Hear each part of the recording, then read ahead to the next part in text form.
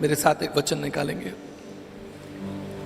मत्ती उसका 9 अध्याय और उसके 36 पद को देखिए।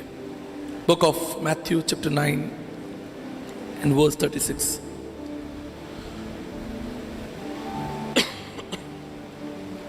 यह लिखा है कि उसने एक बड़ी भीड़ को देखा और तरस से भर गया।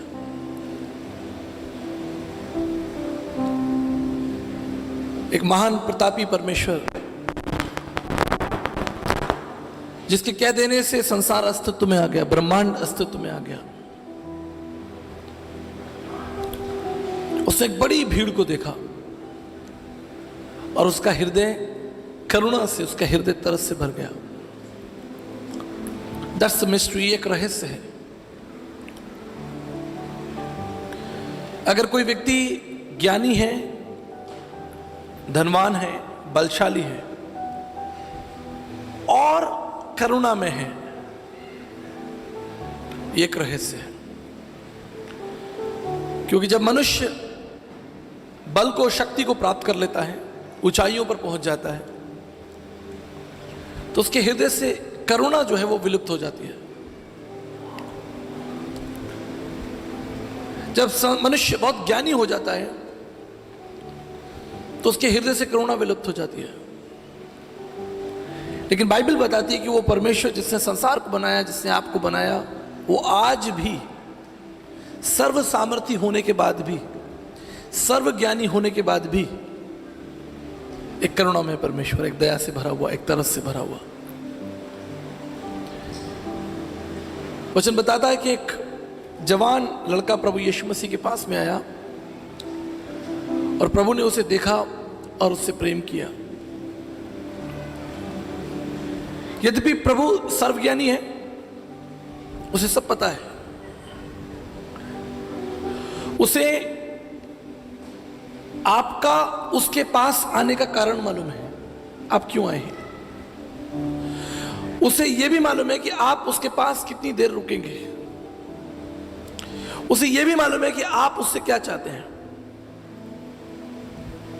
वो जानता है कि हम स्वार्थ से भरे हुए हैं, हमारा जीवन स्वार्थ से भरा है, दुष्टता से भरा है,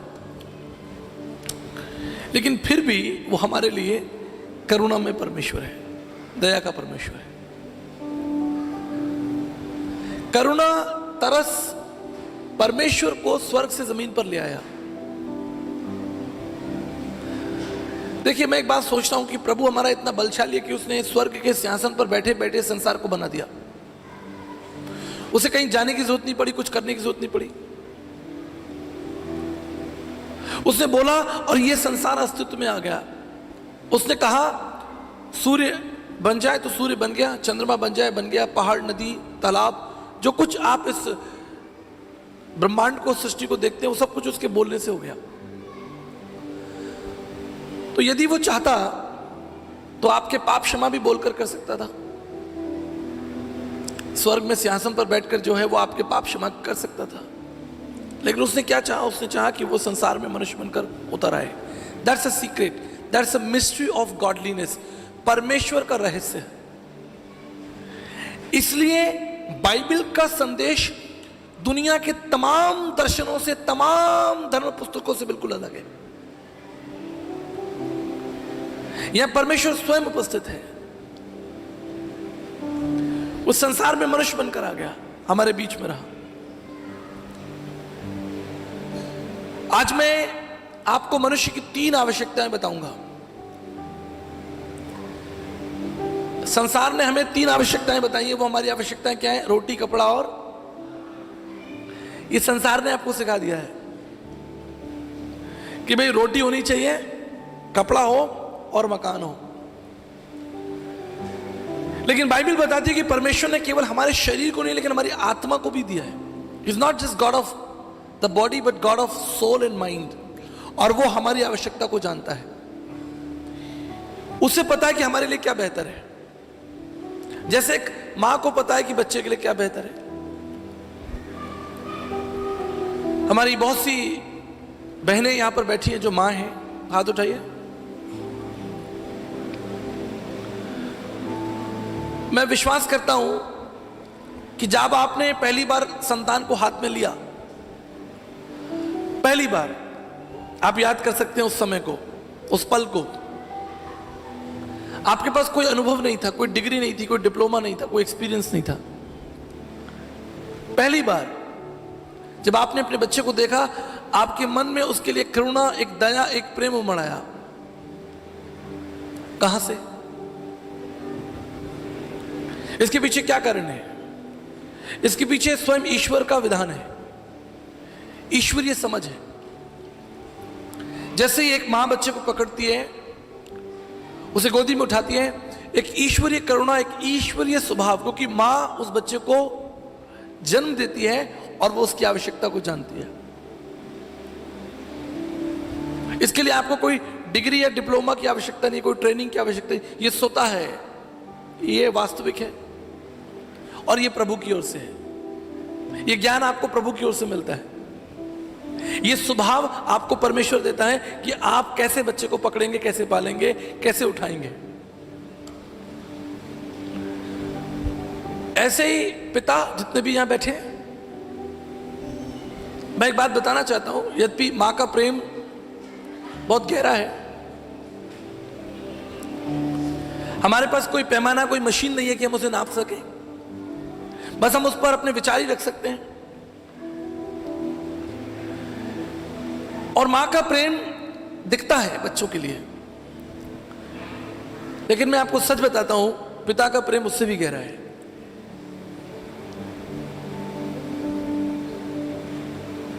अगर मां का प्रेम एक तालाब के समान है, तो पिता का प्रेम एक समुद्र के समान है, बहुत गहरा है। इसे शब्दों में नहीं बताया जा सकता।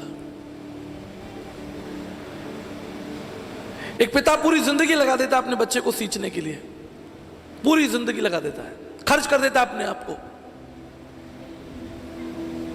आप को थका देता है, खत्म कर देता है अपने आप को, पैदल चल चल कर, बोझ उठाकर, कष्ट उठाकर। मैंने अपने पिता को देखा है। उस समय जब मेरे पिताजी साइकिल से नौकरी करने जाया करते थे,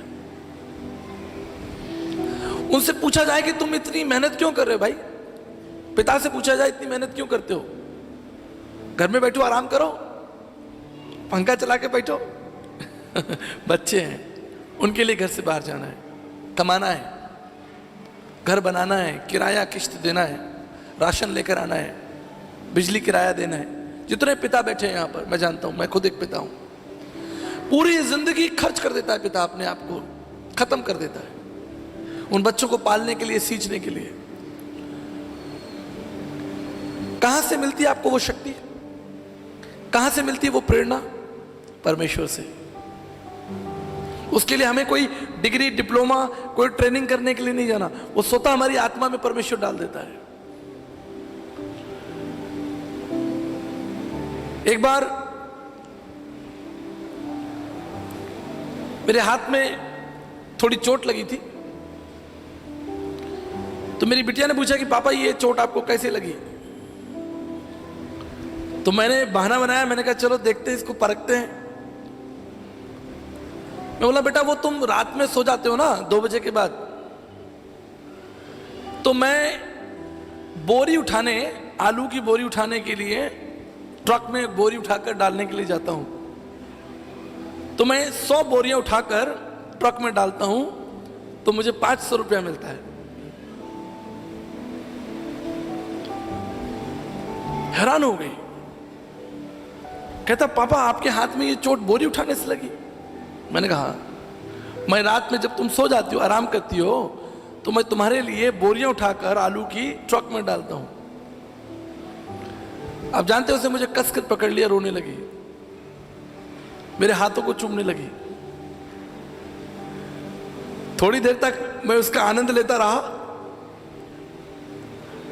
बड़ा मजा आया, बड़ा आनंद आया। कहते पापा आप बोरी मत उठाया करो, कोई बात नहीं, हमें अच्छा खाना, अच्छा कपड़ा नहीं मिलेगा, कोई बात नहीं, लेकिन आप बोरी मत उठाओ, आप मेहनत मत करो, हम थोड़े में घर चला लेंगे। मेरी बेटी मुझे कह रही है,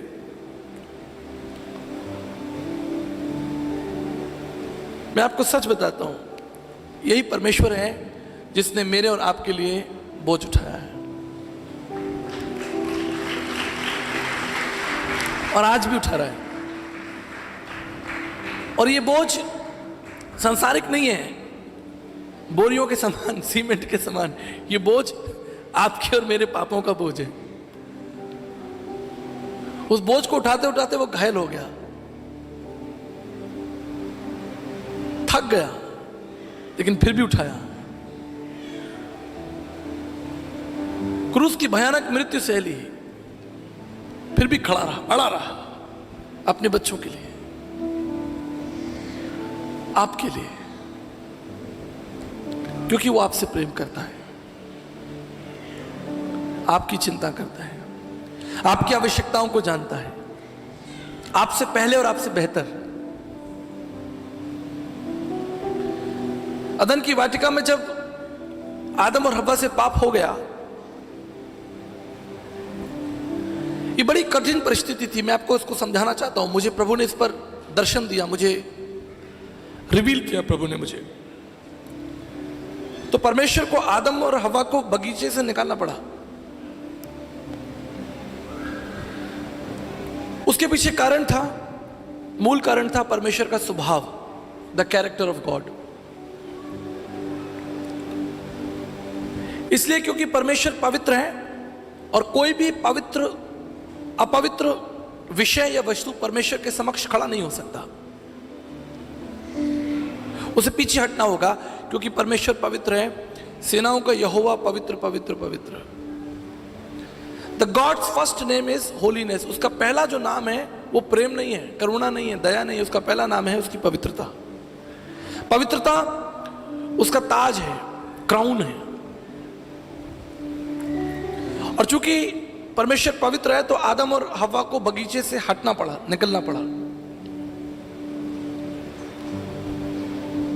लेकिन एक रहस्य मैं आपको बताना चाहता हूं, तब भी परमेश्वर ने उन्हें छोड़ा नहीं, त्यागा नहीं। अगर आज परमेश्वर मनुष्य को छोड़ देता, मनुष्य को त्याग देता, तो हम क्या कहते हैं कि एक समय परमेश्वर था और मनुष्य था, दोनों में लड़ाई हो गई, बात खत्म हो गई। 3 पन्ने की बाइबल होती, एक में परमेश्वर के बारे में लिखा होता, एक में मनुष्य के बारे में लिखा होता, और तीसरे में उस समस्या के बारे में जो परमेश्वर और आदम के बीच हो गई। बस बात खत्म हो गई। लेकिन बात खत्म नहीं हुई। अब आदम और हव्वा परमेश्वर के पास नहीं लौट सकते, लेकिन परमेश्वर उनके पास जा सकता है। That is the secret, that's the gospel.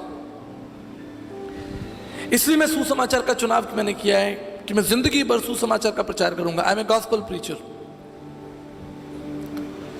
परमेश्वर आपकी आवश्यकताओं को जानता है, और आपकी सबसे बड़ी आवश्यकता क्या है वचन में देखेंगे। भजन संहिता 29:11 आपकी एक बहुत महत्वपूर्ण आवश्यकता।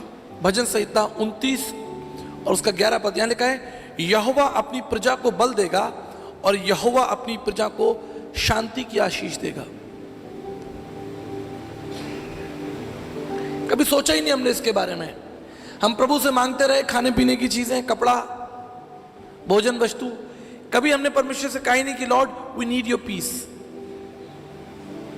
क्योंकि जब तक आपके हृदय में शांति नहीं होगी, आप परमेश्वर के सिद्धांतों को, परमेश्वर की योजनाओं को कभी नहीं समझ पाएंगे।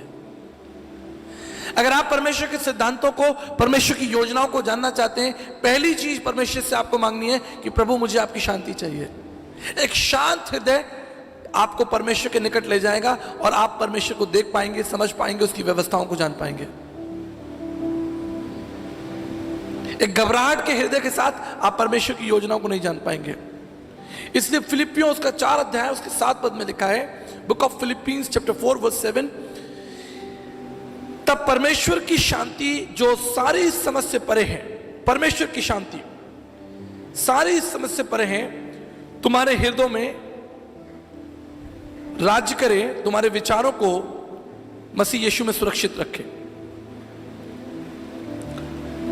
परमेश्वर जानता है कि मनुष्य को शांति की आवश्यकता है, और इसलिए आज संसार की आप हालत देखें,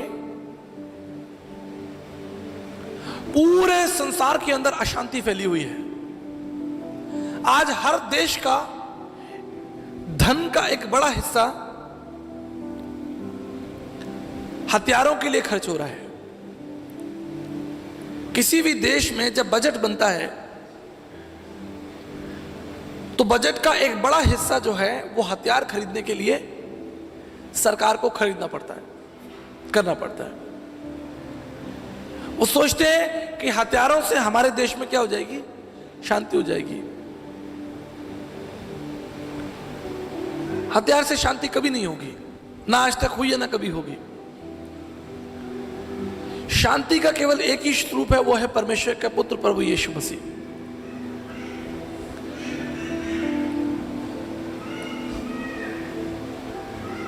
अमेरिका और जापान में युद्ध हो गया, आपको पता होगा इतिहास, 1971 में।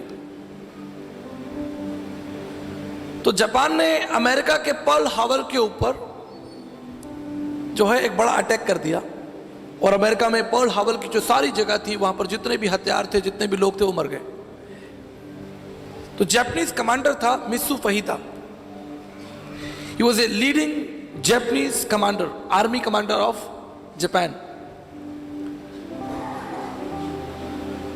तो जब वो बम फेंक दिया गया, अटैक हुआ, तो उसको देखने के लिए कितने लोग मरे हैं और क्या क्या नुकसान हुआ है, मित्सु फहिता वहां पर आ गया देखने के लिए, चीफ कमांडर।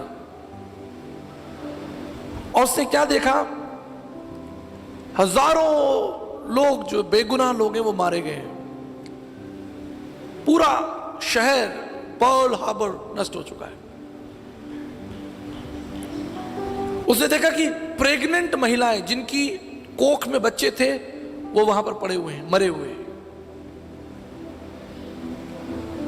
ये दृश्य देखकर मित्सु फहिता का मानो हृदय फट गया। उसने कहा मैंने क्या कर दिया। जापान के अंदर अखबारों में उसकी कीर्ति छापी जा रही थी, हमारा सबसे शक्तिशाली योद्धा मित्सु फहिता, उसकी जय जयकार के गीत छापे जा रहे थे।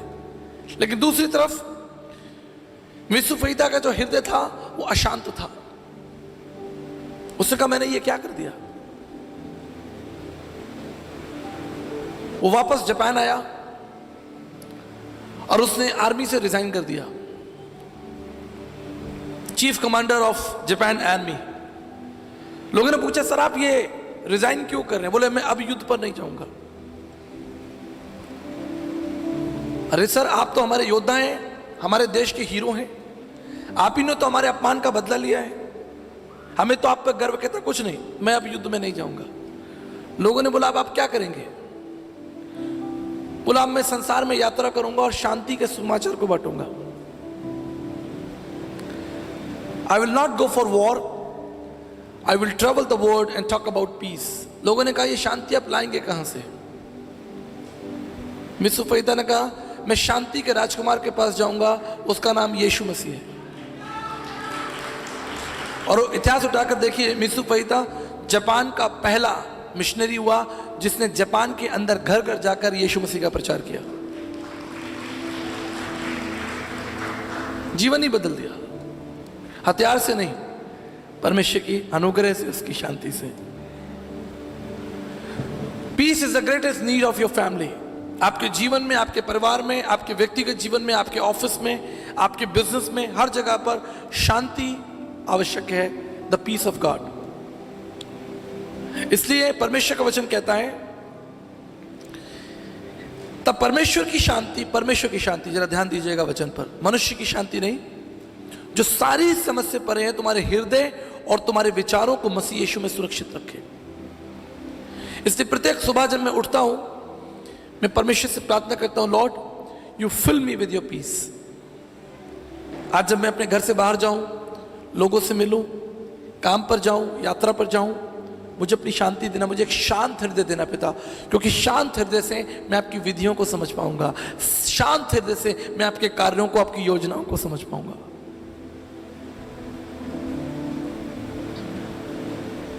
मार्था के समान नहीं। वो प्रभु की सेवा कर रही है लेकिन हृदय में शांति नहीं है, बहुत बातों की चिंता है। इसी परमेश्वर जानता है। इतिहास में एक सुंदर स्त्री हुई जिसका नाम था मर्लिन मनरो। कुछ लोग कहते हैं कि अपने समय की सबसे खूबसूरत महिला थी मर्लिन मनरो, अमेरिकन एक्ट्रेस थी। लोग उसे देखने के लिए आते थे। उस समय के जवान मर्लिन मनरो का पिक्चर, तस्वीर अपनी जेब में रखकर घूमा करते थे। बड़ी बड़ी सभाओं में उसे बुलाया जाता। अमेरिका देश की बड़ी बड़ी प्रोग्राम्स में वो चीफ गेस्ट हुआ करती थी। एक दिन अमेरिका के प्रेसिडेंट ने मर्लिन मनरो को एक बड़ी सभा में चीफ गेस्ट के रूप में बुलाया। कार्यक्रम के बाद वो अपने घर चली गई। अगली सुबह उसके मैनेजर, उसके ऑफिसर्स दरवाजे पर आए, दरवाजा खटखटाया कि मैडम सुबह हो गई है, आप तैयार हो जाइए, हमें जाना है। दरवाजा खटखटाते रहे लेकिन दरवाजा नहीं खुला। बहुत देर तक उसके स्टाफ, उसके मैनेजर दरवाजा खटखटा, दरवाजा नहीं खुला। अंततः उन लोगों को दरवाजा तोड़ना पड़ा और वो तोड़कर दरवाजा अंदर गए। जब वो अंदर गए तो उन्होंने देखा कि मर्लिन मनरो इस संसार की सबसे खूबसूरत स्त्रियों में से एक, धनवान, प्रतिष्ठित, जिसके पास ऐश्वर्य है, ताकत है। अमेरिका की सरकार उसको प्रोटेक्शन दे रही है। उसने आत्महत्या कर ली और इससे पहले वो संसार को छोड़कर जाए उसने एक पत्र लिखा। उसने कहा मेरे पास वो सब कुछ है जो एक मनुष्य चाहता है, जो एक मनुष्य कल्पना करता है, वो सब कुछ मेरे पास है, लेकिन जो चीज मेरे पास नहीं है वो है मेरे हृदय में शांति। I do not have peace. मैं बहुत से धनवान लोगों के साथ बैठता हूं। ये मेरे लिए बड़े, मैं कह सकता हूं कि बड़े प्रिविलेज रहा कि मैंने दुनिया के तमाम धनवान लोगों के साथ बैठकर खाना खाया। बड़े बड़े गवर्नर्स, प्रेसिडेंट्स, बिजनेसमैन। लेकिन जब मैं उनके जीवन में नजदीक आकर देखता हूं, मैं देखता हूं कि उनके हृदय में शांति नहीं है। वो अच्छा खाते हैं, थोड़ी देर के लिए स्वाद होता है। ये मानो आप रसगुल्ला खाते हैं तो थोड़ी देर, कितनी देर का स्वाद रहता है मुंह में? 30 सेकंड। कल तो बारात टीम ने फटाफट रसगुल्ले खा लिए। 10-15 खा लिए क्या? कितनी देर का स्वाद रहेगा? किसी कार्यक्रम में जाएंगे आप, थोड़ी देर अच्छा कपड़ा वपड़ा पहन के जाएंगे, जैसे अभी आप सब हम लोग आए हैं। कितनी देर का ये आनंद है? अभी हमारी बहन मुझसे कह रही थी कि आचार्य जी मुझे तो दुख हो रहा है। मैंने कहा क्यों दुख हो रहा है? कल आप चले जाएंगे, कल यहाँ कोई नहीं होगा। कल अगर आप इस जगह पर झांकेंगे आएंगे, कोई नहीं होगा यहाँ। ये मेला खत्म हो जाएगा। अकेले आपको जाना होगा, जीवन के मार्ग में अकेले जाना होगा। इससे परमेश्वर आपकी आवश्यकताओं को जानता है। इस भाग दौड़ की दुनिया में जब संसार आपको खींच रहा है, तोड़ रहा है, निराश कर रहा है, गिरा रहा है, आपको चोट पहुंचा रहा है, प्रत्येक दिन आपका हृदय अशांत होता है। प्रत्येक दिन घर से बाहर निकलिए, देखिए अपने घर से बाहर निकलिए और देखिए कैसे अशांति जो है और दुख और पीड़ाएं आपके पीछे पीछे आएंगी। इसलिए परमेश्वर का वचन कहता है यूहन्ना उसके 14 अध्याय उसके 27 पद में कि मैं अपनी शांति तुम्हें दिए जाता हूं। जब चेलों को पता चला कि यीशु मसीह जा रहे हैं तो बड़े व्याकुल हो गए, डर गए। बोले अरे हमारा प्रभु, हमारा गुरु जा रहा है, अब क्या होगा हमारा? प्रभु ने अपने हाथों को उठाया और कहा मैं तुम्हें अपनी शांति देता हूं। जरा गौर कीजिएगा, प्रभु ने क्यों कहा तुम्हें शांति मिले? प्रभु ने क्यों कहा कि मैं अपनी शांति तुम्हें दिए जाता हूं? अगर ये प्रभु के मुख से निकला है, जरूर इसके पीछे कोई कारण होगा। हमारा प्रभु बिना किसी कारण के कुछ नहीं बोलता। उसे कहा है मैं अपनी शांति तुम्हें दूंगा। पौलुस कहता है कि मसीह की शांति तुम पर राज्य करे। चेले भयभीत थे, डरे हुए थे। क्योंकि यीशु मसीह क्रूस पर चढ़कर मार दिया गया, चेले डरे हुए थे। और वचन में लिखा है कि जब प्रभु यीशु मसीह चेलों के बीच प्रकट हुए तो उन्होंने क्या कहा, तुम्हें शांति मिले। अगर प्रभु कह रहे हैं तो ये आपके लिए जरूरी है। अगर प्रभु ने कहा है कि ये जरूरी है तो जरूरी है।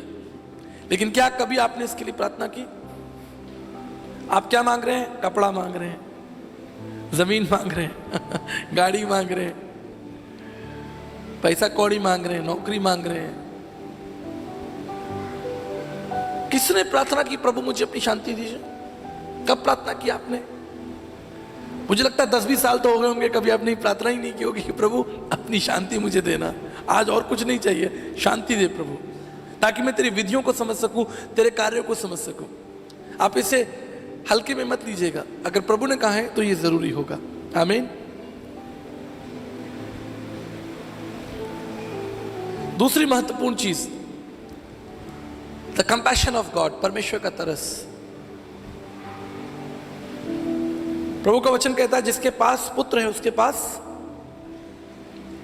पुत्र का मतलब जिसके पास परमेश्वर का तरस है। अगर आपने परमेश्वर के तरस को प्राप्त कर लिया तो परमेश्वर के जीवन को प्राप्त कर लिया, सामर्थ्य को प्राप्त कर लिया आपने।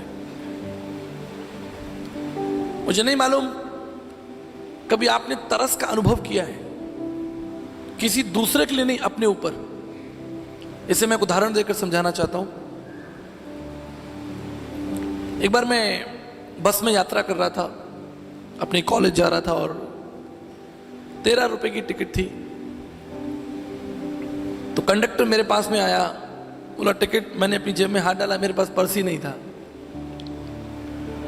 मैं बोला अरे मेरा तो पर्स घर पर रह गया कहीं। वो बोला 13 रुपए दीजिए नहीं तो बस से उतर जाइए। ये बात बता रहा हूं मैं आपको 25 साल पुरानी, सन 2001 की, 24 साल हो गया।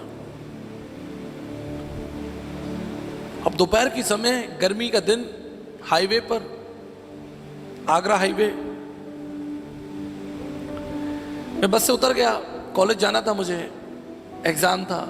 अब मेरा मन बड़ा व्याकुल हो गया कि भाई मैं कॉलेज कैसे पहुंचूंगा, मेरे पास तो पैसा ही नहीं है, पर्स घर रह गया। तो बस थोड़ी आगे चली गई।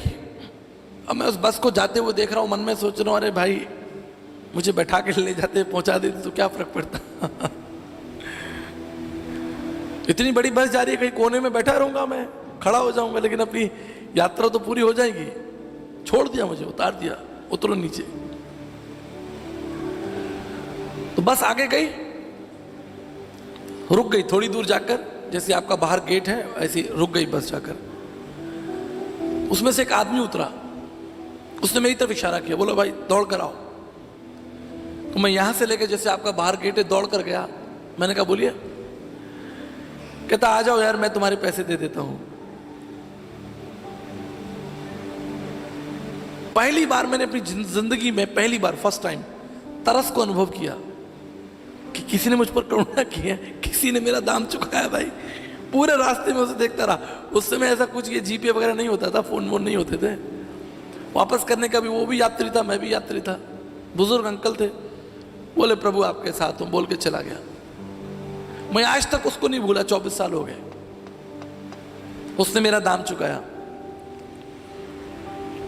मत्ती 9:36 में लिखा कि परमेश्वर ने, यीशु मसीह ने एक बड़ी भीड़ को देखा, उसका हृदय, भीड़ बदले में कुछ नहीं दे सकती, मैं उस व्यक्ति को बदले में कुछ नहीं दे सकता। I have nothing to do, nothing to give him back. लेकिन मैं तरस का पात्र बन गया। उसने अपनी करुणा मुझ पर दिखाई और आज 24 सालों बाद भी मुझे वो घटना याद है। यह है तरस। परमेश्वर का वचन पवित्र शास्त्र बाइबल लूका उसके 7 अध्याय 11 से 17 में लिखा है कि उस विधवा का जो पुत्र था वो मर गया था, उसकी अर्थी ले जा रहे थे। डेथ इज द एंड, मृत्यु जो है वो अंत है। मृत्यु के आगे कोई नहीं है। ओशो की एक किताब है, मैं मृत्यु सिखाता हूं। क्योंकि मैं भी दार्शनिक हूं तो मेरी ये हमारा कर्तव्य है कि एक दार्शनिक दूसरे दार्शनिक की विचारों को पढ़ता है। ये दुनिया में ये नियम है, एक दार्शनिक दूसरे दार्शनिक के विचारों को पढ़ता है। तो मैं एक दार्शनिक हूं, तो मैं भी दूसरे दार्शनिकों को पढ़ता हूं, मैं मृत्यु सिखाता हूं।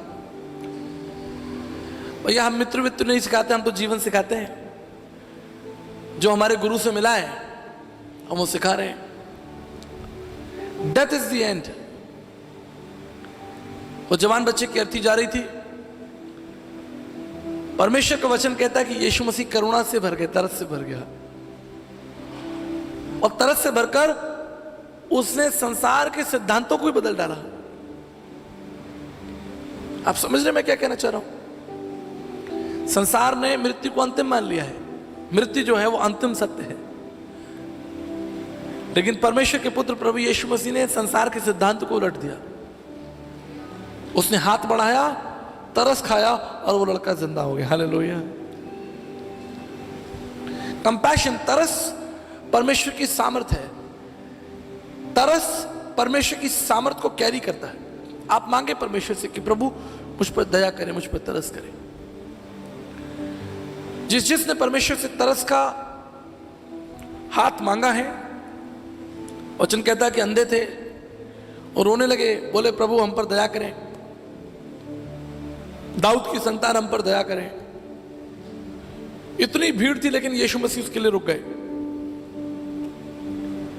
और अपनी तरस का, अपनी दया का हाथ बढ़ाया, उसे चंगा कर दिया। आज आपकी सबसे बड़ी आवश्यकता है कि आपकी बड़ी आवश्यकता रोटी कपड़ा मकान नहीं है, परमेश्वर की शांति और परमेश्वर की करुणा, उसका तरस का हाथ मांगे अपने बच्चों के लिए, अपने परिवार के लिए। वो अपने तरस का हाथ रखेगा और आप जीवित हो जाओगे, आपकी परिस्थितियां बदल जाएंगी। कैसी परिस्थिति क्यों ना हो, यदि प्रभु ने अपने तरस का हाथ रख दिया, परिस्थितियों को बदलना ही होगा। यदि उसने अपनी करुणा का हाथ रख दिया तो इंतजाम हो गए। एक बड़ी भीड़, 5000 की भीड़ भूखी खड़ी है, भोजन नहीं है। प्रभु ने तरस खाया और 5000 की भीड़ को 5 रोटी से खाना खिला दिया। तरस असंभव को संभव कर देता है, बड़ी बड़ी चुनौतियों को टाल देता है। इसलिए आप परमेश्वर से तरस मांगे। जिसके पास परमेश्वर का तरस है उसके पास जीवन है। He who has the compassion of God has the life. He who does not have the compassion of God does not have the life. आज आप जो मृत्यु से बच गए हैं, अनंत काल की मृत्यु से बच गए हैं, क्या किया आपने? क्या किया आपने जो आपका नाम जीवन की पुस्तक में हो गया? ऐसा आपने क्या किया कि आप बच गए और आप स्वर्ग जाने वाले हैं? वो डाकू जो प्रभु के दाएं बाएं लटके थे, एक ने प्रभु से कहा, हे प्रभु मुझ पर दया करना, तेरा राज आए तो मुझे मेरी सुधि रखना। कभी कभी हमें संदर्भ समझना होता है, गहराई में जाकर। प्रभु अपने राज में मुझे ध्यान रखना, मुझ पर तरस रखना, मुझ पर सुधि लेना। प्रभु सारी जिंदगी उसने पाप किए, सारी जिंदगी बेईमानी की, लेकिन जीवन के अंतिम मोड़ पर उसने प्रभु से तरस मांग लिया, प्रभु मुझ पर दया करे। और प्रभु ने भी कहा कि आज ही तू मेरे साथ स्वर्गलोक में हो। The compassion of God truly changes a situation. कैसी सिचुएशन, कैसी आपकी कैसी भी सिचुएशन क्यों ना हो, जब परमेश्वर अपनी दया का, अपनी करुणा का हाथ रखेगा, बड़े बड़े काम हो जाएंगे। मत्ती उसका 8 अध्याय 3 में लिखा, उसने कोढ़ी को छुआ और तरस से भर गया, कोढ़ी चंगा हो गया। कोढ़ी चंगा हो गया जी, कुछ नहीं करना पड़ा प्रभु, कोई सर्जरी नहीं, कोई ट्रीटमेंट नहीं, कोई दवाई नहीं, परंतु उसके तरस ने कोढ़ी के जीवन को बदल दिया। बाइबल कहती है कि लाजर, यूहन्ना 35 के अनुसार बाइबल की सबसे छोटी आयत है, लिखा है यीशु मसीह रोया। क्या जरूरत थी? उसके कहने से आंधी और तूफान रुक जाते हैं, उसके कहने से सूर्य चंद्रमा अपनी गति बदल देते हैं, दिशा बदल दें। वो जो कह दे वो होगा। वो ब्रह्मांड की दिशा और उसकी गति को बदल सकता है। उसके कहने से स्वर्गदूत खड़े हो जाते हैं आकर, करोड़ों स्वर्गदूत उसको दंडवत करते हैं। और वहां लिखा है, बाइबल में लिखा हुआ है यूहन्ना 11:35 में कि वो रो रहा है। उसे क्या रुला रहा है? His compassion। आपको एक महत्वपूर्ण बात बताना चाहता हूं, एक प्रकाशन जो प्रभु ने मेरे पर प्रकट किया, आपको मैं प्रकट करना चाहता हूं। प्रभु चाहे तो हम सबका नाश कर सकता है, कोई बड़ी बात नहीं है, जैसे उसने सदोम और अमोरा का नाश किया, वो हमारा भी नाश कर सकता है। लेकिन उसके अंदर एक युद्ध चल रहा है, एक युद्ध है, परमेश्वर के अंदर एक युद्ध चल रहा है। परमेश्वर की एक शक्ति है जिसे हम राइचियस कह सकते हैं, राइचियस स्पिरिट, धार्मिकता का उसका आत्मा। वो देख रहा है कि आप गलत कर रहे हो, आपने गलत कर दिया है, देख लिया उसने, उसे पता चल गया आपने गलत कर दिया। अब परमेश्वर के सिद्धांत के अनुसार तो आप दंड के पात्र हैं, मृत्यु के पात्र हैं, अब आपको दंड मिलना चाहिए। लेकिन उस धार्मिकता के और करुणा के बीच एक युद्ध चल रहा है। धार्मिकता कहती है कि इसे दंड दिया जाए, न्याय किया जाए, लेकिन तब वो यीशु मसीह परमेश्वर के क्रोध के आगे खड़ा हो जाता है। आप जानते हैं, स्वयं परमेश्वर का पुत्र यीशु मसीह परमेश्वर के क्रोध के आगे खड़ा है। और जब परमेश्वर आपको यीशु मसीह के थ्रू देखता है, द्वारा देखता है, तो उसका हृदय करुणा से भर जाता है और आप बच जाते हैं। यही एक कारण है, नहीं तो उसे कुछ देर नहीं लगता आपको नाश करने में, कुछ देर नहीं लगता। जैसे अगर आप पीला चश्मा लगा लेंगे तो आपको पीला पीला दिखाई देगा, आप लाल चश्मा लगा लेंगे तो आपको लाल लाल दिखाई देगा, ठीक है ना। ऐसे ही परमेश्वर के सामने यीशु मसीह खड़ा हो जाता है। अब जब परमेश्वर आपको देख रहा है तो वो परमेश्वर के पुत्र यीशु मसीह के द्वारा थ्रू देख रहा है, चश्मे से देख रहा है, और वो अपने न्याय को बदल देता है। That is the grace of God. उसने आपका दाम चुकाया है, इसे याद रखिएगा। और तीसरी महत्वपूर्ण चीज है परमेश्वर की संगति।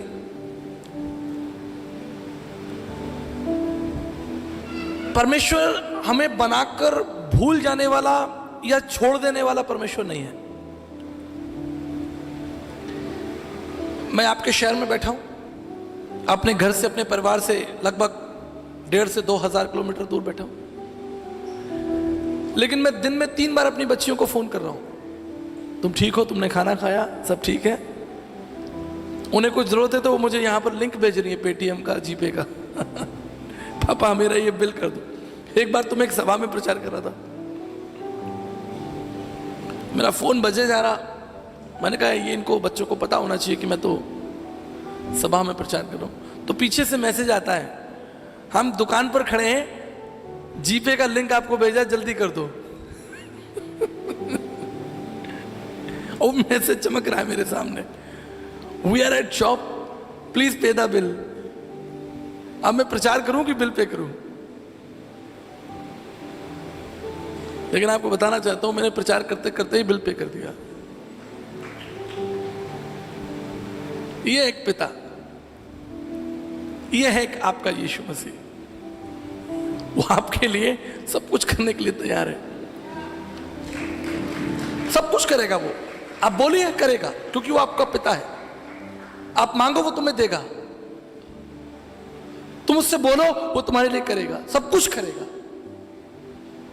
इसी उसने कहा कि मैं तुम्हें कभी नहीं छोड़ूंगा, कभी नहीं त्यागूंगा। तुम मुझे छोड़ सकते हो लेकिन मैं तुम्हें कभी नहीं छोड़ूंगा। यूहन्ना 14:18 में लिखा है, मैं तुम्हें अनाथ नहीं छोड़ूंगा, लिख के दिया उसने। देखिए मैं आपको एक बात बताना चाहता हूं, ये बड़े बड़े बुद्धिमान लोग बैठे हैं, कोई यहां पर वकील बैठा है, लॉयर बैठा है, कोई पुलिस वाले, लॉयर कोई बैठे, बैंक वाले तो होंगे।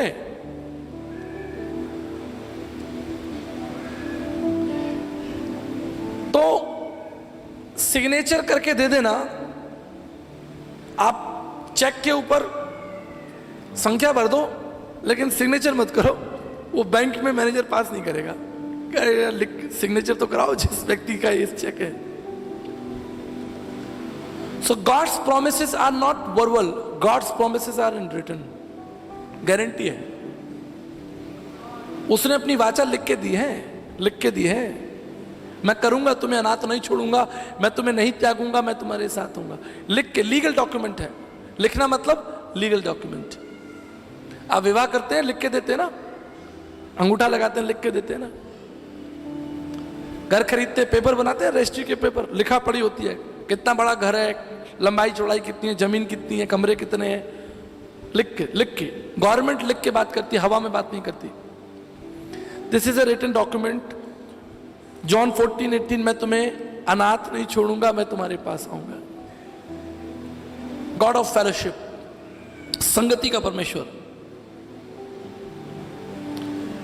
भजन संहिता 147 147 वर्स 3 में लिखा है, वह खेदित मन वालों को चंगा करता है और उनके घावों पर पट्टी बांधता है। वो हमारे पास आता है, हमको छोड़ता नहीं है, हमारे साथ संगति करता है और हमारे खेदित मन को चंगा करता है और हमारे घावों पर पट्टी बांधने वाला परमेश्वर है। कहीं नहीं मिलेगा आपको। मैंने दुनिया के दर्शन पढ़े हैं, न केवल भारत का, लेकिन चाइना से लेकर, अफ्रीका से लेकर यूरोपियन कंट्रीज के दर्शन पढ़े। तमाम संत महात्माओं के ऊपर मैंने अध्ययन के 20 साल लगा दिए। मैं ऐसे ही नहीं बैठा हूं, जीवन में 20 साल मैंने अध्ययन किया है तमाम शास्त्रों का, और केवल भारतीय शास्त्र नहीं, विश्व के शास्त्रों का। कोई तो मिला, अभी हम गीत गा रहे थे, तेरे जैसा, क्या गीत था भाई वो? मैंने ढूंढा सारा जहान, तेरे जैसा मिलेगा ही नहीं, है ही नहीं, मिलेगा कैसे? भारतीय दार्शनिकों ने कहा एकम सत्य द्वितीय नास्ति, एकम ब्रह्म, वो एक ही है, दूसरा थोड़ी है। एकम सत्य द्वितीय, दूसरा है ही नहीं, हो ही नहीं सकता। मैं तुम्हारे पास आऊंगा और तुम्हारा बोझ उठाऊंगा। एक बार मैं ट्रेन में यात्रा कर रहा था, तो ट्रेन में जब लंबा सफर होता है तो लोगों का ज्ञान सुनने को मिलता है, पर्यावरण पर, राजनीति पर, क्रिकेट के ऊपर, बड़ा मजा आता है। फ्लाइट में तो सब चुप करके बैठे होते हैं, कोई नहीं बोलता। ट्रेन में देखो बड़ा मजा आता है, और वो भी जो ट्रेन जो है बिहार, बंगाल, उड़ीसा जा रही हो, तब देखो राजनीति की बात हो रही है, पर्यावरण की बात हो रही है, मोदी जी की बात हो रही है, एक से एक विद्वान लोग निकल आते हैं, धार्मिक बातें हो रही हैं, ओहो हो, शास्त्र खोले जा रहे हैं, सब बड़े बड़े वेदांती और तत्वदर्शी वहीं बैठे होते हैं। मैं ऊपर सो रहा था, नीचे जो है धार्मिक चर्चाएं हो रही थी। तो हमारे साथ एक छोटा बच्चा यात्रा कर रहा था अपनी मां के साथ, करीब होगा 4-5 साल का बच्चा होगा, और बीमार था। तो उसने वॉमिट कर दी, तबीयत ठीक नहीं थी, बुखार था, वॉमिट कर दी। जैसे ही वॉमिट की, वो सारे विद्वान लोग वहां से उठकर चले गए। मैंने ऊपर से देखा, मैं बोला भाई स्मेल तो बहुत आ रही है, चलो कोई बात नहीं। तभी एक अद्भुत दृश्य देखने को मिला। वो सारे विद्वान, धर्मों पर चर्चा करने वाले, ज्ञान देने वाले सब भाग गए, लेकिन जो मां थी वो नहीं गई। तो उसने अपना बक्सा खोला, अपना एक दुपट्टा निकाला, उस सारी गंदगी को समेटा। उसे लगभग 5 से 7 मिनट लगे उस स्थान को साफ करना। फिर वो वॉशरूम में गई, उस कपड़े को साफ किया, फिर लेकर आई, फिर साफ किया, फिर गई, फिर उस कपड़े को साफ किया। अब परमेश्वर तो जीवित है। वो मुझसे बात करने लगा, बोले क्या देख रहे हो, क्या समझ में आ रहा है? मैंने कहा प्रभु सब समझ में आ गया जो आप कह रहे हैं। बड़े बड़े ज्ञानी भाग जाएंगे, लेकिन जो रचयिता है, जिसने जन्म दिया है, वो नहीं भागेगा। पड़ोसी रिश्तेदार भाग लेंगे, लेकिन मां नहीं जाएगी। मां तो गंदगी उठाएगी, बच्चे को पालेगी, सारी रात जगेगी। उसकी कमर में दर्द हो रहा है, वो थकी है सारा दिन काम करके। बहुत मुश्किल है एक बच्चे को पालना, जितनी मां बैठी। मैं सच बोल रहा हूं, हाथ उठाइए। पूरी रात जगना। अभी भाई गिफ्टी बता रहे थे मुझे, अभी उनको प्रभु ने बेटी दी है। हमारे भाई जो गिफ्टी हमारा मीडिया देखते हैं, पहली संतान, पहली बिटिया हुई। अब वो रात भर रोती है, और वो रात भर रोएगी तो माँ बाप कैसे सोएंगे? तो गिफ्टी भाई बता रहे थे कि भैया सच में हमारी पत्नी बहुत परेशान हो गई, मतलब उनके भी आंसू निकल आए। ऑफिस भी जाना है, काम भी संभालना है, घर भी संभालना है और उस बच्चे को संभालना है। बहुत कठिन जॉब है। अगर आपकी मम्मी जी भाग जाती हैं आपको छोड़कर तो आप यहां बैठे होते आज? आपकी मां आपको छोड़कर भाग जाती तो आप बैठे होते यहां पर? कैसे पालती है बच्चों, जवानों, में बता रहा हूं आपको। इसलिए बाइबल कहता है, परमेश्वर का वचन कहता है कि अपने माता पिता का आदर करना। संसार के ज्ञानी चले जाएंगे, लेकिन जिसने जीवन दिया है, जिसने आपको पैदा किया, वो आपको कभी नहीं छोड़ेगा।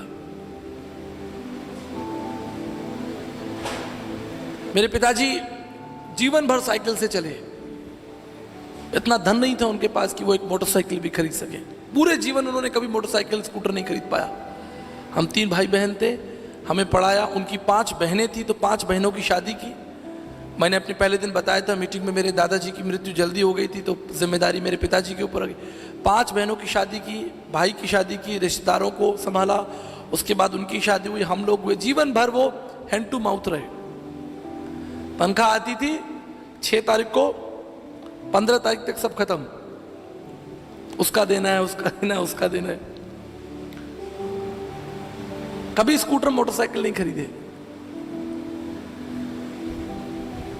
लेकिन जब मैं हाई स्कूल में आया तो मैं अपने पिताजी के पास में गया। मैंने कहा पिताजी एक स्कूटर खरीदना है।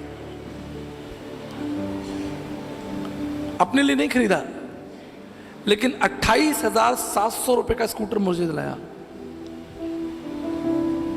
किस्तें भरी उसकी 3 साल।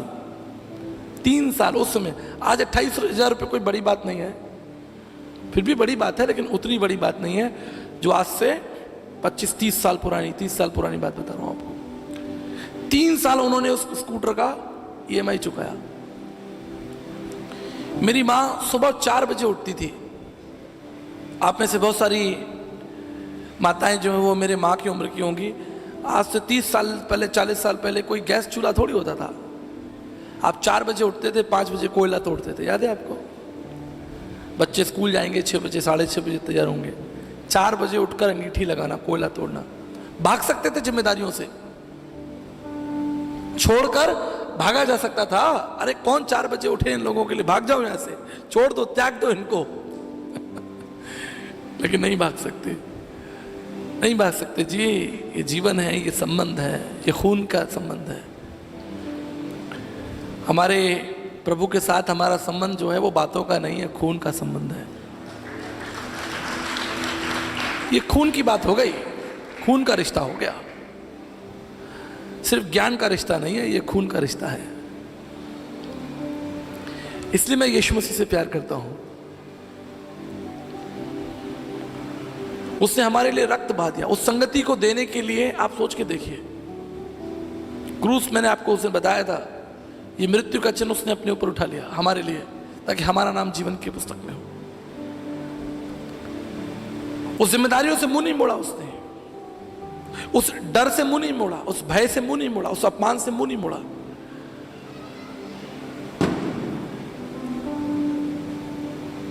इतना सामर्थ्य परमेश्वर, और हमारे लिए कुचला गया। उसे जमीन पर लिटाकर मारा गया, उसके बाल खींचे गए, उसके मुंह पर थूका गया। याद रखिएगा जवानों, याद रखना, हम पर तरस प्रकट करने के लिए, हमें जीवन देने के लिए उसने कैसी भारी ताड़ना सही कि उसके मुंह पर थूका गया। मैं आपको सच बताता हूं, यदि आपको कोई शारीरिक चोट लगी हो, शारीरिक चोट, तो उसका दर्द आप 6 महीने, 8 महीने, साल भर बाद भूल जाएंगे। मेरे भी यहां पर एक चोट है, लगी थी, गिर गए थे स्कूटर से, चोट वोट लग गई, खून निकल आया, टांका लगा, ठीक है, अब कोई दर्द नहीं है, देयर इज नो पेन। लेकिन अपमान का दर्द कभी नहीं जाता। शरीर की ताड़ना का जो दर्द है वो खत्म हो जाएगा 6 महीने, साल, 2 साल बाद। लेकिन यदि किसी ने आपके मुंह पर थूका हो, वो आपको जीवन भर याद रहेगा। किसी ने आपके बाल खींचे हो, किसी ने आपको थप्पड़ मारा हो, वो आपको जीवन में याद रहेगा।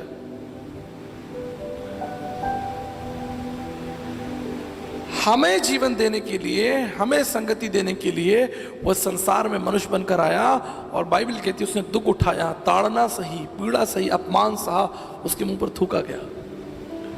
हम कितनी भी बाइबल पढ़ा लें, हम उसके समान नहीं हो सकते। एक बार मैं आपको किस्सा बताता हूं, बड़ा जोरदार किस्सा है, मुझे याद आ गया।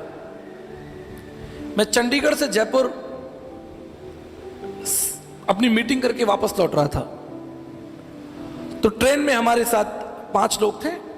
तो यही कीबोर्ड वगैरह ऐसी चीजें, हारमोनियम, उस समय मैं हारमोनियम बजाता था, तो हारमोनियम, ढोलक, ये सब सामान भी हमारे साथ था। 5 लोग थे। अब जब हम लोग ट्रेन के अंदर घुसे तो हमने देखा कि हमारे सीट के नीचे पहले से किसी ने सामान लगा दिया। अब हम लोग अपना सामान कहां रखें?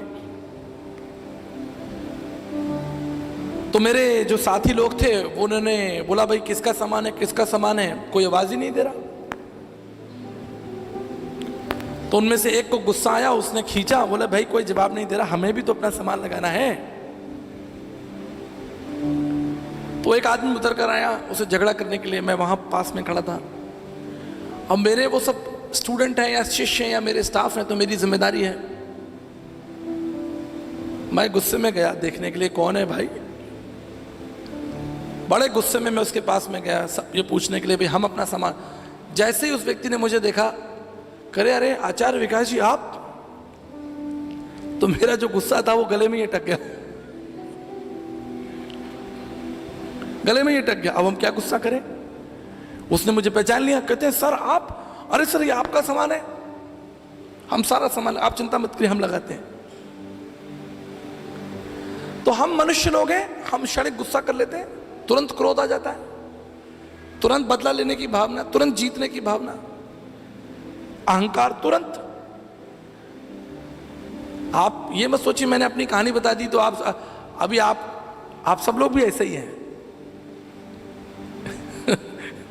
मैंने देखा एक बार मीटिंग खत्म हुई, लोग पार्किंग के लिए बाहर मसीह लोग आपस में लड़ रहे थे। मैं बोला अरे भाई अभी तो तुमको मैंने प्रभु की करुणा प्रेम सिखाया, मसीह लोग आपस में पार्किंग के लिए झगड़ा कर रहे हैं। तुमने मेरी गाड़ी के सामने गाड़ी कैसे लगा दी? मेरे सामने ही मैं खड़ा देख रहा हूं। मैं बोला भाई कमाल है। हम मनुष्य होकर तुरंत बदले की भावना रखते हैं, तुरंत गुस्से की भावना रखते हैं, जीत की भावना रखते हैं, बदला लेने की भावना। लेकिन उस अपमान को सहता रहा। उसे मालूम था कि मैं संसार में क्यों आया हूं। उसने कहा, परमेश्वर का वचन हमारे लिए कहता है, मैं तुम्हें अकेला और अनाथ नहीं छोड़ूंगा, मैं तुम्हारे पास खड़ा रहूंगा, मैं अपने आशीर्वाद को तुम्हारे लिए बनाए रखूंगा, अपनी करुणा को बनाए रखूंगा। सारा संसार तुम्हें त्याग देगा लेकिन मैं तुम्हें नहीं छोड़ूंगा। The whole world will reject you but I will never leave you and never forsake you. Bible कहती है एक व्यक्ति जो दुष्टात्मा से भरा हुआ था, उसे कोई मिलने नहीं जाता था, सब उससे डरते थे, उसे जंजीरों से बांधा हुआ था, अकेली जिंदगी जी रहा है। He is totally rejected, isolated. लेकिन यीशु मसीह चलकर उसके पास में गए, चलकर उसके पास गए, उसके बंधनों को तोड़ दिया, उसे आजाद कर दिया। क्या जरूरत थी एक व्यक्ति के लिए? वो व्यक्ति चंगा हो गया, दुष्टात्माएं चली गई, एक व्यक्ति के लिए वो चल कर गया।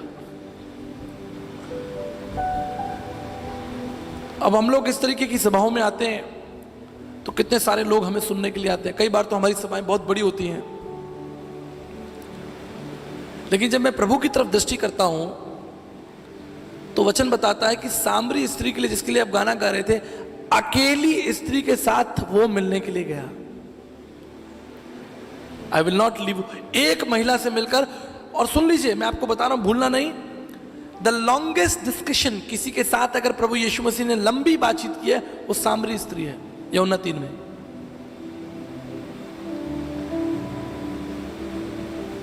लॉन्गेस्ट डिस्कशन निकोदेमस और यूहन्ना 3 और यूहन्ना 4 में आप पढ़ेंगे, निकोदेमुस के साथ में और सामरी स्त्री के साथ में, एक स्त्री के साथ। कुछ दार्शनिकों ने कहा, कुछ विद्वानों ने कहा, लगभग 3.5 घंटे वो बातचीत चली एक स्त्री के साथ।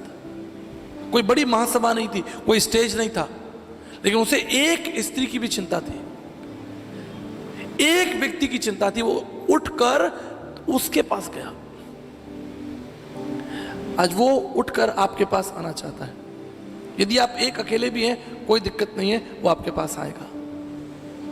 He will come. That is his promise.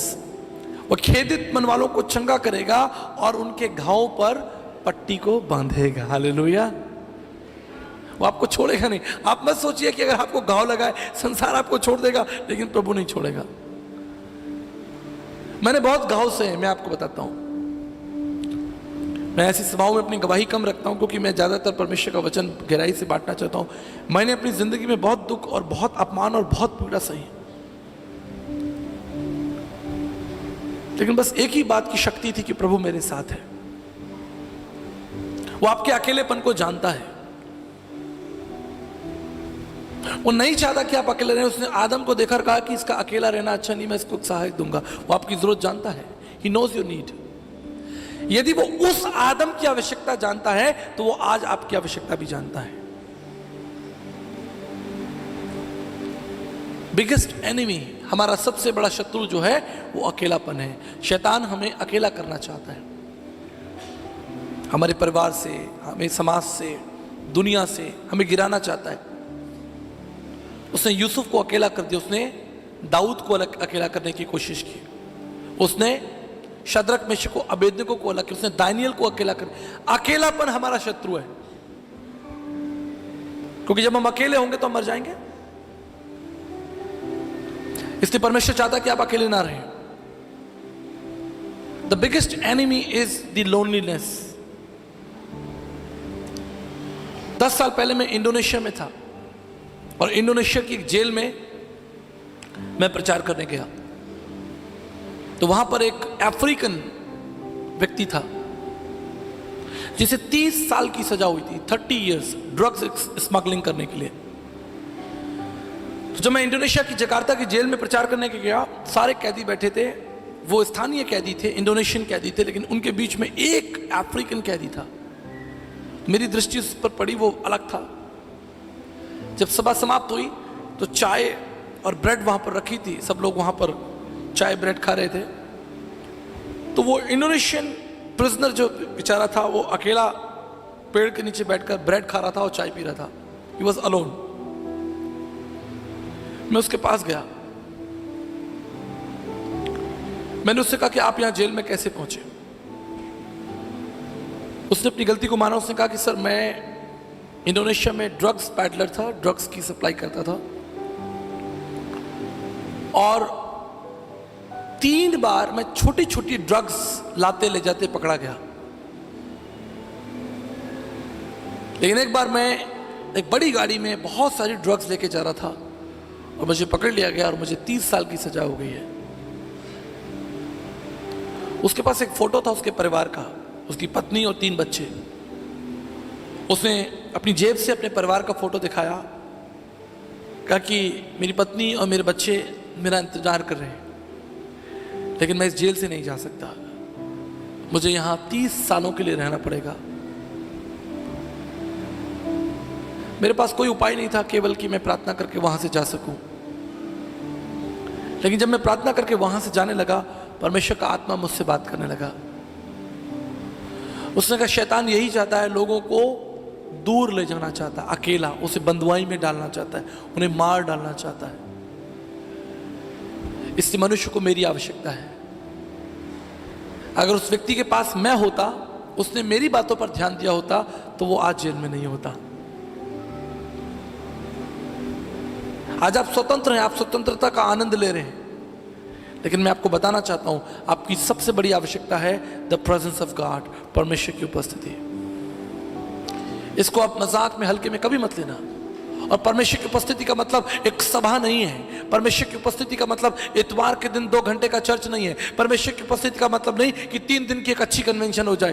प्रत्येक दिन उठते बैठते चलते फिरते तुम यहोवा के साथ चलना और उससे कहना कि प्रभु मुझे आपकी जरूरत है, आई नीड योर प्रेजेंस। इसलिए उसने कहा wherever you go my presence shall come with you, जहां कहीं तुम जाओगे मेरा आत्मा तुम्हारे साथ होगा। और रिटर्न में दिया है। मेरी बात ध्यान रखिएगा, मुझे मालूम है पूरा संदेश भूल जाएंगे, एक बात घर लेके जाइएगा, रिटर्न में all his promises are in the written, am I right? कुछ भी हवा में नहीं है, all his covenant is in the written document है। आप क्लेम कर सकते हैं, अगर आप किसी को लिख के देते हैं तो वो व्यक्ति सामने वाला क्लेम कर सकता है आपने लिख के दिया था मुझे, आपने कहा था, आपने प्रॉपर्टी के पेपर पे साइन किया, आपने चेक पे साइन किया हुआ है, आपने लिख के दिया, आप उसे कोर्ट में घसीट सकते हैं। देखिए परमेश्वर कितना सामर्थ्य, कितना बुद्धिमान है, उसने अपनी सारी प्रतिज्ञाओं को हमें रिटर्न में दिया। उसने कहा मैं तुम्हें अनाथ नहीं छोड़ूंगा, मैं तुम्हें अकेला नहीं छोड़ूंगा, मैं तुम्हें मरने नहीं दूंगा, मैं तुम्हें प्यासा नहीं छोड़ूंगा, मैं तुम्हें भूखा नहीं छोड़ूंगा। इजराइलियों के साथ साथ चला, कमाल है। वो लोग प्रत्येक दिन परमेश्वर का इनकार करते हैं, लेकिन फिर भी परमेश्वर उनके आगे। हमारा कोई इनकार कर दे हम तो मुड़ के ही ना देखें। सही कह रहा हूं कि नहीं कह रहा हूं? कोई आपका इनकार कर दे, आप मुड़ के भी उसे नहीं देखेंगे। अरे छोड़, तू अपने घर जा, अपने घर का राजा होगा, मेरी बात नहीं मानेगा। हमारी कोई बात नहीं मानता तो हम क्या करते हैं, हम रिश्ता विश्ता सब तोड़ देते हैं, कट्टी हो जाती है हमारी, छोड़ो छोड़ो वहां जाना नहीं। But every day you deny, every day you reject Christ, every day you doubt. प्रत्येक दिन तुम उसकी प्रतिज्ञाओं पर अपना भरोसा उठा लेते हो। प्रत्येक दिन तुम प्रार्थना करना भूल जाते हो, प्रत्येक दिन तुम वचन पढ़ना भूल जाते हो, प्रत्येक दिन तुम उसका धन्यवाद करना भूल जाते हो। फिर भी वो तुम्हें रोटी दे रहा है, फिर भी तुम्हारे लिए वो आकाश से वर्षा कर रहा है, फिर भी वो तुम्हारे बच्चों के ऊपर अपनी प्रतिज्ञाओं को बनाया। तुम विश्वास योग्य नहीं रहे, लेकिन उसने तुम्हारे बच्चों के ऊपर अपनी प्रतिज्ञाओं को बनाए रखा। उससे कहा मैं 1000 पीढ़ियों तक अपनी वाचा को बना रखूंगा। किन के लिए? हम जैसे अविश्वासी लोगों के लिए, बेईमान लोगों के लिए। मेरे प्रियो, आज जब मैं अपने संदेश को समाप्त करना चाहता हूं, मैं आपको याद दिलाना चाहता हूं, आपकी जरूरत केवल रोटी, कपड़ा और मकान नहीं है। आपकी एक और जरूरत है, परमेश्वर की शांति, परमेश्वर की करुणा और परमेश्वर की संगति। और एक कमाल की बात बताकर आज हम प्रार्थना करेंगे। कितने लोगों को चेस खेलना आता है? चेस, शतरंज। For your knowledge, I really play a very sound chess. मुझे बहुत अच्छा चेस खेलना आता है। अगली बार कभी आएंगे तो चेस खेलेंगे। एक बार मैं अपनी बेटी के संग चेस खेल रहा था, तो सारी उसकी जो गोटियां थी वो सब मर गए, सब उसके राजा वाजा, हाथी वाथी सब मर गए। 2 रह गए बस, एक ऊंट रह गया और एक प्यादा रह गया।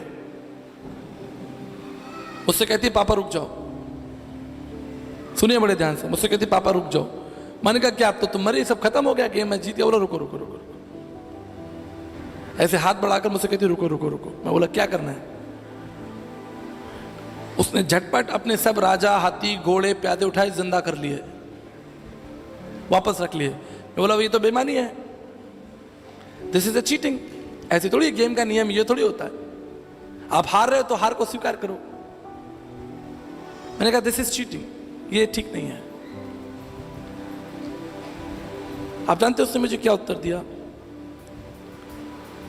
उसने कहा I know this is cheating, but I am playing with my father. मुझे मालूम है ये सही नहीं है, लेकिन मैं अपने पिता के संग खेल रही हूं। कोई फर्क नहीं पड़ता आपने कितनी गलतियां की हो, कितनी मूर्खताएं की हो, कितनी बार उसे छोड़ा हो, कितनी बार उसे त्यागा हो, कितनी बार उसका अस्वीकार आपने किया हो। आज भी वो पिता है और आपके लिए तैयार है। मैं आपके लिए प्रार्थना करना चाहता हूं। मैं भुवनेश्वर के तमाम विश्वासियों के लिए प्रार्थना करना चाहता हूं। जिसके पास परमेश्वर का पुत्र है उसके पास जीवन है। एक दिन हम उसे देखेंगे, हम दौड़कर उसके गले लग जाएंगे। वो अपनी करुणा का हाथ हमारे सर पर रखेगा, हमारे घावों को, हमारे दुख को, हमारी पीड़ाओं को हमेशा के लिए हमसे दूर कर देगा, हमारे आंसुओं को पूछेगा, हमारे घावों पर पट्टियां बांध देगा और अपना सब कुछ, जैसे उस सराय में जाते हुए उस व्यक्ति ने अपना सब कुछ उस सामरी यात्री के लिए दे दिया और कहा कि और भी कुछ लगेगा तो मैं दे दूंगा। उसने आपके लिए खून बहाया है, उसने आपके लिए पीड़ा सही है, और भी कुछ करना पड़ेगा तो वो करने को तैयार है।